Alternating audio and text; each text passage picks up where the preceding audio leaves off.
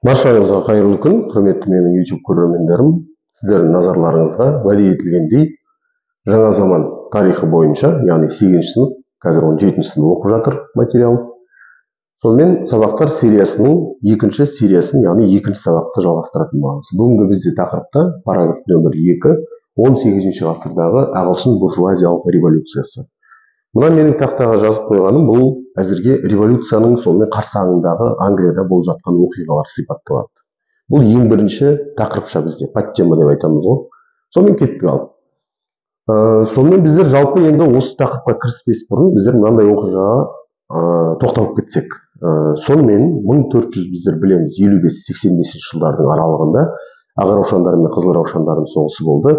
Ол 1485 жылы сонымен Франциядан келген Генрих Тюдордың билігінің орнауымен аяқталды. Ол өзіне сонымен 7-ші Генрих деген титул алды. Сөйтіп Тюдорлардың әулеті таққа келді осылайша.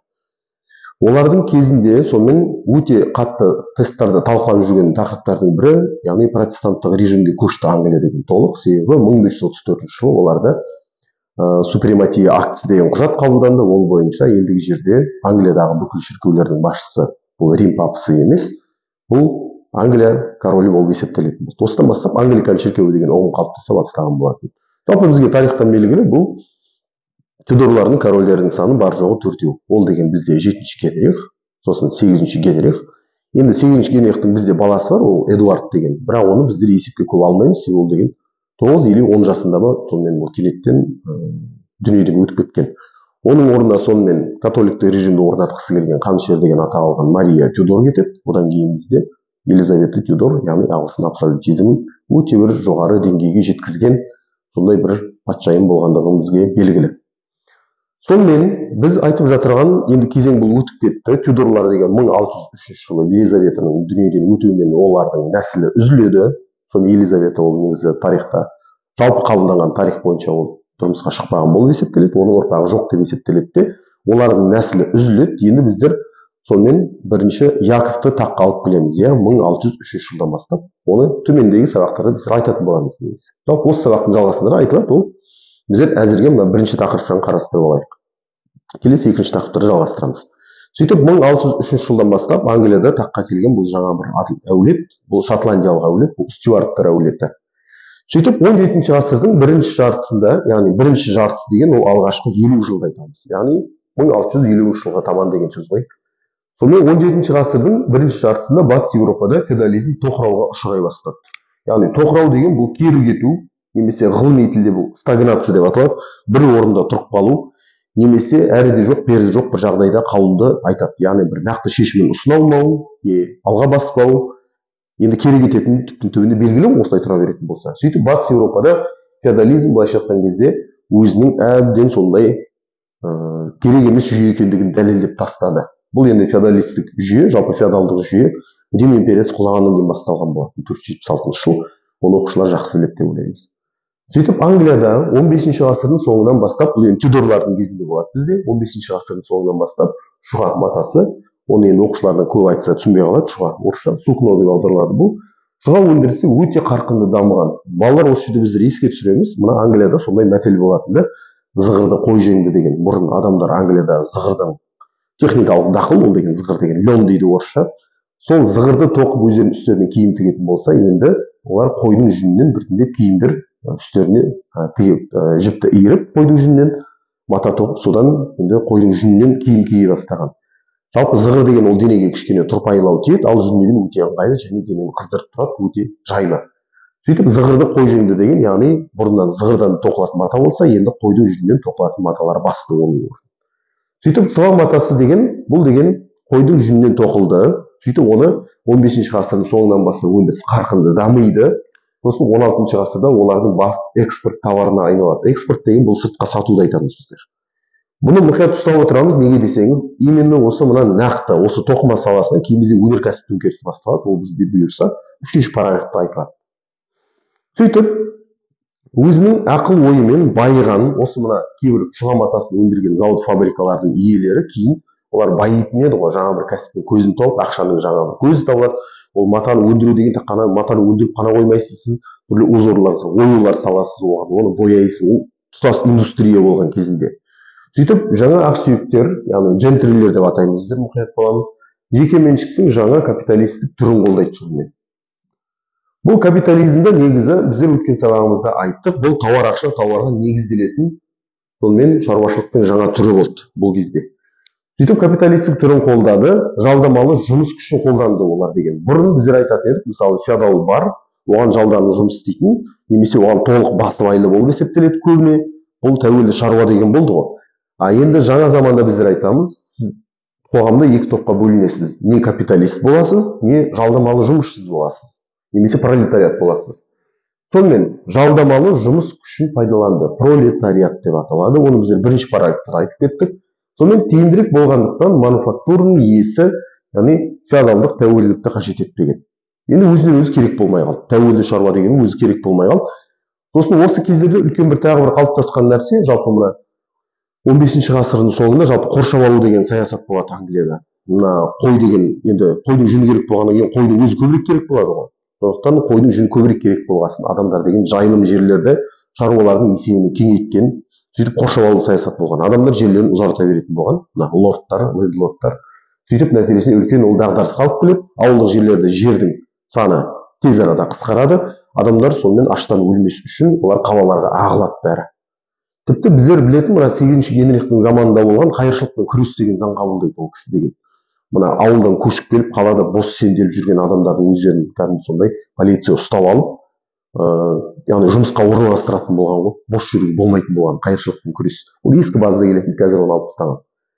Сөйтіп кәсіпкерлер және жаңа ақсүйектер, джентрилер деп еске сақтап отырамыз, өз ақшаларын Англикан шіркеуінің пайдасына жұмсағысы келмеген, және олар пуритандарды көбірек қолдай бастайды. Бұл енді Англикан шіркеуі білесіздер, бұлар деген католик шіркеуінің орнына келген жүйе болды. Тағы да еске түсіреміз, 1534 жыл супрематия актісі. Бұл 7-ші Генрихтің 8-ші Генрихтің заманы, кешірім өтінемін. Сөйтіп, енді осы пуритандар деп отырғанымыз бұл енді оған анықтама береді. Бізде кітапта ол бізде пуритус деген сөзден шығады. Бұлар кальвинизмнің ізбасарлары. Жалпы кальвинизм деген бұл мына жалпы реформация ол Германияда басталған. Ал сол реформацияның жалғасы ол кейін мына Швейцарияда тарайтын еді ғой, оның өкілі Жан Кальвин деген. Көптеген мына саудаға байланысты нәрселерге көп рұқсат етті. Сөйтіп, кальвинизм ізбасарлар болып есептеледі. Пуритандар, олар деген Англикан шіркеуін ылғи да сынайтын болған ғой, бұл католик шіркеуі сияқты сән салтанаттан арылмаған әлі де болса, соны тазарту керекпіз дейді олар. Сосын оларды құдайға емес, корольға қызмет ететіндігімен сынайды. Яғни сіздер тікелей неге құдайға қызмет етпейсіңдер, сіздер деген Англикан шіркеу деп аталғасын, король шіркеу болып кеткенсіңдер деген сияқты, және епископтар лауазымдарын жоюды талап етеді. Бұл туысынау мына Мартин Лютердің 95 тезисінің ішіндегі тезистарға сай келеді. Мына адам, құдай, одан кейін адам ортасында дәнекер болмау керек екендігін айтады. Яғни адам деген бірден өзі құдайға жалынып жалбарыну керек деген сияқты. Осы нәрсені бұлар мына діни институтты екі ортада құдайдың сөзін сөйлеп байып отырғандарды жоқ қылу керек деп есептеген ғой. Оны мұқият еске сақтап отырасыздар. Сөйтіп 17-ші ғасырдың басында жалпы Англиядағы пуритандарды, сонымен Англиядағы пуритандар деген сол протестанттар, ол былайша айтқан кезде бұл кальвинизм ізбасарлары, ал кальвинизмнің өзі ол протестант ағымының бір жемісі болып есептеледі. А протестантизмнің шығу төркіні ол Мартин Лютердің 95 тезисіне келіп тіркеледі. Сосын бұлар деген протестантизм бұл құдайға қарсылық деген мағынада емес, ол католик дініне қарсылық. Бұлар католик дінін тазартушылармыз деп есептеген. Неше түрлі ғасырлар бойы қалыптасып келе жатырған жаңалықтардың барлығын жоюшылармыз деп есептеген. Сөйтіп, 17-ші ғасырдың басында пуритандарды пресвитериан, сосын индепенденттер деген екі үлкен бағыт пайда болады. Олардың айырмашылықтар бізде кітапта кәдімгідей анықтама қылып береді. Сонымен пресвитериандар мінекей шіркеуді діни қызметкерлердің, яғни пресвитериандық жиналысы басқару керек деп есептейтін протестанттар мінекей ұстап алдық, иә, протестанттар. Сөйтіп, олар деген алтарь деген сонымен мына шіркеуде есікке қарама қарсы жерде төр болады ғой, сол төрде тұратын төртбұрышты мынандай қалай деп айтайық, оны жоғары жағында крест тұрады, қысқасы мынандай болады мінекей. Мысалы мынандай алтарь деп айтатын болсақ, оларда қабырға, сол қабырғада мысалы мына жерде крест ілінеді, сосын мына жерде төменде мынандай төртбұрышты сондай мына жерде бояп қояйық, төртбұрышты сол үстел сияқты нәрсе тұрады. Осыны алтарь деп атайды. Мына жерлердің жоғары жақтарында мысалы мына үстіне әкеліп үстел өздерінің шамдарын орнатып қояды. аскетизммен ерекшеленген протестанттық шіркеулер олар мына иконаларға табынуға қарсы шығады, сосын жалпы адамдар тұрғызып қоймайды, олар отырғызып қояды. Сосын мысалы православ шіркеулерінде адамдар тұрып тұру керек деп есептейді деген сияқты. Енді осындай ерекшеліктер бар. Сөйтіп пресвитериандар ары қарай кетеміз. Енді алтарьларға тыйым салды. Иконалар деген құдайдың әртүрлі бейнесі салынған суреттерді айтып тұр. Және балауыздарға бұл шамдарды айтып тұр. Шіркеуде жанып тұратын. Соларға қарсы шыққан. Бұның не қажеті бар деп есептеген ғой. Бұл бізді құдайға жақындата ма, жоқ па деген сұраққа жауап іздейді. Жоқ екендігіне дәлел табады да. Сөйтіп бұлар деген иконаларға, балауыздарға, алтарьлардың бәріне құлшылық етудегі басты нәрсе олар не деп есептейді? Өзіміз келіп біздер дұға оқуымыз керек деген ол нәрсе дұрыс емес дейді, керісінше. Біз сол шіркеудің, яғни басқаратын ақсақалдың, пресвитердің тек қана уағызын тыңдау үшін ғана келеміз деген сондай көзқарас ұстанған адамдарды айтамыз. Сонымен пресвитериандар деген бұлар көбіне дұға оқу үшін келмейміз, пресвитердің айтқанынан шықпаймыз деген сонымен үлкен ұстаным ұстанғандарды айтады. Олар деген тағы да қайталап айтамын, алтарьларға, иконалар мен балауыздарға қарсы шыққан. Келесі, екінші тармағы бұл индепенденттер бізде. Индепенденс деген сөздің өзі сонымен тәуелсіз деген мағына білдіреді. Индепендент дэй деп айтып жатады ғой, тәуелсіздік күні деген секілді. Атайтып тұрғандай, шіркеу қауымдастықтарының толық өздерін басқаруды ұсынған. Яғни мына Англикан шіркеуінде шіркеу деген корольге бағынатын еді ғой. Әлемде ештеңе өзгере қойған жоқ. Осыған дейін мысалы 1534 жылға дейін католик, яғни шіркеуінің басшысы Рим папасына бағынған болса, енді корольге бағынады. Король деген ол деген сән салтанатты жақсы көретін адам. Сөйтіп, индепенденттер шіркеу қауымдастықтарының толық өздері басқаруын, діни төзімділік идеяларын жақтаушы пуритандарды осылай деп атаған. Олардың әскерінің қатарына біздер кейін айтатын боламыз, индепенденттердің қатарынан шыққан атақты кейін парламент әскерінің басшысы Оливер Кромвельді айтатын боламыз. Енді тағы бір кітапта келетін бізде бір ақпарат, мынандай ауқатты көпестер, қаржыгерлер, ірі жер иелері, джентрилер пресвитериандарға айналды. Сонымен бұлар деген пуритандық қоғамның бірінші бөлігін сонымен жақтаған болып тұр. Ауқатты көпестер, джентрилер. Сонымен біз келесі революцияның себептері деген бөлімге өтеміз. Бұл бөлімде біздер атайтып тұрғанда енді революцияға сонымен қандай оқиғалар алып келді, сол туралы бастап айтатын боламыз. Сонымен кеттік. Сонымен мына сұрақтың ең бірінші басынан бастаймыз. Бұл сұрақтың өзі ұлттық бірыңғай тестілеуде келген сұрақ. Сонымен 17 ғасырдың 30 жылдарының соңы және 40 жылдардың бас кезінде, яғни 1639-40 жылдар ғой енді. Англияда революциялық жағдай қалыптасады. Революциялық жағдай немесе революциялық ситуация деген нәрсе бар. Жалпы бұл революциялық ситуация туралы бұны философтар өте көп зерттеген негізі. Енді бүкіл пафостың бәрін алып тастап, біздер мына Лениннің, Маркстің шығармаларын оқитын болсақ, соның ішінде айтады, мысалы, революциялық ситуация деген жоғарыдағылар бұрынғыдай сонымен басқара алмайды, төмендегілер бұрынғыдай бағына алмайды. Осы оқиғалардың барлығы нақты бір қадамдарға алып келеді. Сөйтіп оның жемісі қарулы төңкеріс болуы мүмкін. Жоғарыдағы адамдардың билігін төмендегі адамдар төңкеріп тастайды. Осындай революциялық ситуация жағдай қалыптасады Англияда. Бұл тағы да қайталап айтамын, 17 ғасырда 30 жылдардың соңы және 40 жылдардың басы. Және осындай бұл тек бір-ақ күнде болып қалмайтын нәрсе бұл революциялық ситуация деген. Сөйтіп оған алып келген бұл заңсыз салықтар болған корольдердің, стюарттар корольдердің және сауда мен өнеркәсіптің дамуын тежеген осы заңсыз салықтар және халықтың жағдайының нашарлауына алып келеді осы оқиғалар. Сөйтіп, бірінші Яков Стюарт, жоғарыда айтып кеткен 1625 жылдары билік құрған, сол 1625 жылы дүниеден өтеді. Оның орнына дәл сол жылы 1625 жылы баласы келеді сонымен. Оның мұрагері деп тұр. Бірінші Карл 1625-тен сонымен 1649 жылға дейін билікке келеді, таққа отырады. Ол әкесінің сонымен ісін жалғастырады ғой. Жалпы негізі біз мойындауымыз керекпіз. Сонымен бірінші Яков пен бірінші Карл әдетте негізі бұлар католик шіркеуіне бір мойны бұрып тұрған сондай корольдер болды деп есептейді. Сөйтіп олар парламент құқығын мойындаудан бас тартқан және шексіз билік туралы көзқарасын жалғастырды әкесімен. Бұл да сонымен парламентті тек бір заң жүзіндегі бір институт ретінде мойындайды, іс жүзінде оны сонымен билікті бөлісуді бұлар былайша айтқанда жоққа шығарған ғой. Сөйтіп осы оқиғалардың бәрін көріп отырған 1628 жылы, яғни парламент 1628 деген дата бізде қазір негізінен бұл ескі базаның информациясы болып есептеледі. Себебі жаңа базада қазір бізде 1628 деген дата жоқ оқушылар. Жалпы біліп жүрсеңіз артық етпейтін негізі. 1628 жылы парламент наразылық білдірушілердің талаптары көрсетілген мынандай құжат қабылдайды. Ол бізде құқық туралы петиция деп аталады. Сонымен петиция деген сөздің өз мағынасы ол өтініш деген мағына білдіреді. Сөйтіп петицияға жауап ретінде бұған енді король жауап беру керек қой. Сөйтіп бірінші Карл алады да жаңадан сонымен енді жұмыс істеп келе жатырған, былайша айтқан кезде енді өздерінің енді өтінішін білдіре бастаған, сонымен парламенттің өтінішін бұлар алады да жауап ретінде бірінші Карл парламентті таратып жібереді.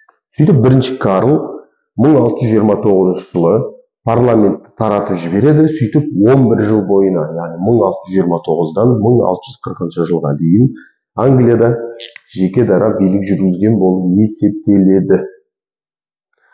Сөйтіп екі ортада бізде мынандай оқиға болады. Сол король міне парламенттің Англиядағы үлкен сонымен әулие келе жатырған, бұл енді жалпы парламент деген институт, бұл сонау үшінші Генрих Плантагенеттің тұсынан бастап шақырылған, нақтырақ айтатын болсақ 1265 жыл.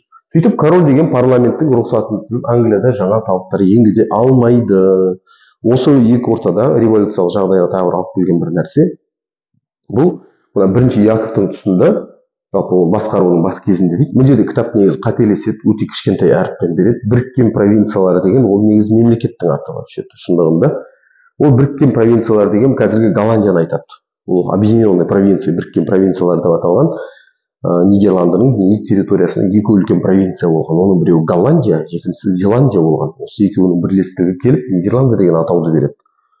Бұл мемлекет негізі протестанттық мемлекет болып есептелген. Сол жалпы Англияның протестанттық, халқының протестанты екендігіне қарамастан, бірінші Яков сонымен біріккен провинциялармен ол протестанттық елдің күйет боламыз. Жақындасудан, яғни бас тартады, онымен бәсекелеседі, керісінше. Оны әсіресе теңізде бәсекелескендігін білеміз біздер. Және Испаниямен жақындасады. Испания бәріміз білетін, ол католик шіркеуін өте жақсы қолдайтын, сонымен мемлекеттердің бірі. Испания әлі күн католик дінін ұстанады, иә. Сөйтіп бұл көпестермен, мінекей бұл көпестермен кеме иелерінің наразылығын туғызған. Жалпы Испаниямен жақындасудың енді түсініксіз, жалпы өзің мықты болған келсе, негізі мықтылармен одақтаспайсың ба? Испания ол 1588-де сонымен Англиядан жеңіп қалған мемлекет. Испанияның күні батып бара жатыр ол уақытта. Ол енді әлемдік тең жарыстың отарлауға қатысқанымен кейін ол әлемдік державалар қатарына түсіп қалады кейін. Тағы бір революциялық оқиғаларға себеп болған Шотландияда бірінші Карлдың жеке дара билігіне қарсылық ретінде үлкен көтеріліс басталып кетеді. Сол көтерілісті бастаған адамдар, ол енді бізде ескі базада айтылады. Сөйтіп олар деген Англияның территориясына басып кіріп, солтүстікте орналасқан кейбір қамалдарды басып алады. Осы мына эпизод айтылмай қалған. Сөйтіп соған жауап ретінде осы оқиғаларға байланысты бірінші Карл парламентті шақыруға мәжбүр болады. Бұл енді сөйтіп бірінші Карлды үлкен бір жағдайға итермеледі. Енді оны 1629-да өзі таратып жібереді ол парламентті. Енді оны қайтадан шақырып жатыр. Сөйтіп енді бірінші парламент енді шақырылады ғой, яғни парламент корольға бірден шақырылғаннан кейін жаңа салықтарды жинауға сонымен рұқсат бермей тастайды. Сонымен бірінші Карл мына 1640 жылы парламентті шақырған кезде оның алдына мынандай талаптар қойған. Бұл деген Шотландияға соғыс ашуды жақтау, қуаттап, яғни бір рұқсат беру оған. Сосын енді әскерді азық-түлікпен қамтамасыз ету үшін, яғни жаңа бір салықты енгізу мәселесін, екі мәселені көтереді ғой, Шотландияға соғыс және азық-түлікті сонымен кеңірек жинау үшін жаңа бір салықтың түрін енгізу. Осы екі, яғни шешім екеуінде парламенттегі қабылдамай тастайды, блокировать тастайды, блоктап тастаған. Сөйтіп жаңа салықтар жинауға рұқсат бермейді. Сөйтіп бұл парламент деген таратылып кетеді. 1640 жылы ол деген 13 сәуірде шақырылып, 5 мамырға дейін жұмыс жасаған. Осы әрекеті үшін біздер оны тарихта қысқа парламент деп атаймыз. Сонымен 1640-тан 13 сәуірінен 5 мамырына дейін ғана жұмыс жасаған. Осындай қысқа парламент деген атпен енген. Сонымен біздер революцияның себептерін одан әрмен қарай жалғастырамыз. Сонымен 1640 жылы бірінші Карл, яғни ұзақ парламент деп аталған жаңа парламентті шақыруға мәжбүр болады. Ол әлде болса сол Шотландияға қарсы соғыс және соғысқа байланысты салық енгізу мәселесінен әлі бас тартқан жоқ. Сөйтіп ол ұзақ парламент деген атауға ие болады. Бұл жалпы 1640-та шақырылған парламент, содан бұл 1653 жылға дейін жұмыс жасайды. 1653, яғни 1640-1653. Кромвель қуып таратқанға дейін. Келесі буржуазиялық ақсүйектер енді оппозицияның бағдарламасы туралы екі үлкен құжат қабылдайды. Бұл сонымен бізде тестілеуде, ұлттық бірыңғай тестілеуде келіп жүрген сұрақтар, ең мұқият назар аударатын сұрақтар болып есептеледі. Сонда парламент деген реттілігі бойынша сонымен мынау былайша айтқан кезде екінші және үшінші құжаттар ғой. Оның алдында 1628 жылы біздер айтып кеттік, құқықтар туралы петиция деген құжат қабылдаған болатын. Оны король жауап ретінде оған ешқандай да жауап бермей, есесіне парламентте таратып жүрген болатын 1629. Сонымен 1640 жылғы ұзақ парламенттің екі маңызды құжаты, ол тамырлар мен бұтақтар туралы деп аталады, петиция өтініш, сосын ұлы ремонстрация. Енді тамырлар мен бұтақтар туралы деген құжатта бұлар не туралы айтылған десеңіз, бұнда олар деген мына Англиядағы сонымен бүкіл жалпы лордтық жүйе, мына маркиздік барондық жүйенің барлығын, қысқасы ақсүйектер институтын мүлдем жою керек деп есептейді. Ал ұлы ремонстрация енді олардың сол көшеге шыққанда қарсылықтары жалпы қалай жүргізіледі деген мақсаттағы жазылған құжаттар болып есептеледі. Негізі қарсылық деген мағынада түсінуге болады. Сөйтіп парламентпен күрестің қиын болатындығын түсінген король енді бұл жалпы мына ұзақ парламент деген абсолютизмге өте қатты қарсы жағдайда болғандығына байланысты король бұл жаңа шақырылған парламентте ешқандай да сонымен келіссөзге келе алмайтындығын түсініп 1642 жылы ол қаңтар айында сонымен солтүстікке кетеді жылдың басында. Сөйтіп тамыз айында жазда 1642 жылы өзінің парламентіне қарсы соғысты бастайды. Осылайша Англия үлкен азамат соғысы басталады Англияда. Англия енді келесі азамат соғысы кезеңіне өтеді осылайша. Сөйтіп енді бізде азамат соғысы деген бөлімге өтеміз, бұдан әрмен қарай азамат соғысы деген бөлімге өтеміз біздер. Сөйтіп бүкіл Англияның территориясы үлкен екі бөлікке бөлінеді, яғни корольді жақтаушылар мен парламентті жақтаушылар. Сонымен парламентті жақтаушылардың қатарында болғандар бізде ол қала қолөнершілері мен саудагерлері. Осы жерден мұқият назар аударамыз, бұл қала ылғида, яғни прогрестің орталығы бұл ылғида қала. Мұқият назар аударамыз. Келесі ерікті шаруалар, джентрилер, біз айтқан жаңағы сүйектер, парламентті жақтаушыларды сонымен ары қарай кетеміз. Бұл шаштарын дөңгелентіп алып тастағандар үшін домалақ бастылар деп атаған. Және экономикалық жағынан неғұрлым дамыған оңтүстік шығыс графтықтар, яғни парламентті қолдайды. Мына жерде графтықтар деген сөз қалып қойған. Жазып кете қойайын мына жерге. Сонымен графтықтар. Енді осылайша, сонымен тараптар енді белгілі болды осылайша, иә. Сонымен прогрессті жақтаған, прогрессивті болып есептелетін оңтүстік шығыс бұл парламентті жақтап шығады. Келесі феодалдық абсолюттік құрылысты жақтаушылар, бұлар ескі тәртіпті жақтаушылар болып есептеледі, яғни консерваторлар деп айтамыз. Бұлардың барлығы негізі жалпылама түрде роялистер деп атауға толық негіз бар. Яғни бұлар, яғни royal деген сөзден шығады, яғни корольдік. Сонымен король жақтаушылар. Олар ақсүйек тектілер, себебі революция бола қалған жағдайда енді ол білмейді ғой, жаңа үкіметтің қалай болып келетіндігін білмегендіктен корольға толық бағынышты адамдар бұлар. Өздерінің жаңа бір дәрежеге көтерілуі, жерді иеленуі, атақ даңққа сонымен бөленуі бәрі корольге байланысты болғасын, бұлар ақсүйек тектілердің барлығы корольді қолдайды. Сосын солтүстіктің феодалдары мен дворяндары корольді қолдаған абсолютизмді, ауыл қолөнершілері мен дін иелері қолдаған. Бұл жерде қала емес, ауыл екендігінен тағы да назар аударасыздар.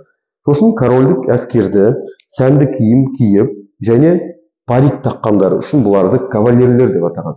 Жалпы кавалерия деген негізі атты әскер, немесе мына жерде салт аттылар деп берген. Осылай деп атаған екен. Ал енді парламент жақтаушылар біздер бағана айттық, олар домалақ бастылар деп атап дедік. Сөйтіп, мынаған қарама-қарсы енді да, сол оңтүстік шығыс бағана біздер айттық парламентті жақтаған, демек оған қарама-қарсы жақ, солтүстік батыс бұл король жақтағандар. Сонымен экономикалық жағынан артта қалған солтүстік және батыс графтықтар, олар керісінше корольдің туының астына жиналады. Енді түсінікті, алғашында соның кімнің жеңетіндігі, себебі корольдің профессионалды армиясы бар. Олар соғыста әбден шыныққан, машинаға айналған кәдімгідей, ал парламенттің армиясы енді ғана жасақталып жатыр. Сондықтан парламент ылғида басында жеңіліске ұшырауға мәжбүр болады. Сонымен біздер жаңа азамат соғысы деген бөлімге өткен болатынбыз. Ағылшын буржуазиялық революциясы сонымен жалғасын тауып жатыр. Азамат соғысы елде басталып кетті. Негізі соғысушы екі тарап, сонымен король өзінің парламентіне қарсы соғысып жатыр деп айтқан болатынбыз. Азамат соғысы 1642 жылы басталып, жалпы 1649 жылға дейін созылады. Оны мен жерге жазып кетуге болады. 1642, 1649. 49-да бұл қандай оқиғамен аяқталып деп келетін болса егер, бұл республиканың жариялануымен аяқталады. Сонымен азамат соғысы король әскерінің жеңістерімен басталады. Ол енді түсінікті деп айттық. Неге десеңіз, корольдің армиясы соғыста әбден шыныққан деп айтқан едік. Енді осы жағдайда мынандай бір үлкен бір ерекшелік бар, иә? Осы қауымдар палатасы, демек төменгі палата, парламент әскерін нығайту жөнінде бірқатар шешім қабылдайды. Енді мына бұрын парламенттің енді әскер болуы мүмкін емес қой, енді оның парламент деген оның құзыреттілігіне кірмейді соғысу деген. Соғысу ол корольдің өзінің еншісіндегі нәрсе. Сонымен корольдің армиясына кіру үшін онда бір басты критерий ол сіз ақсүйек болуыңыз керек, шыққан тегін. Сіз рыцарь болу керексіз ғой, былайша айтқан кезде.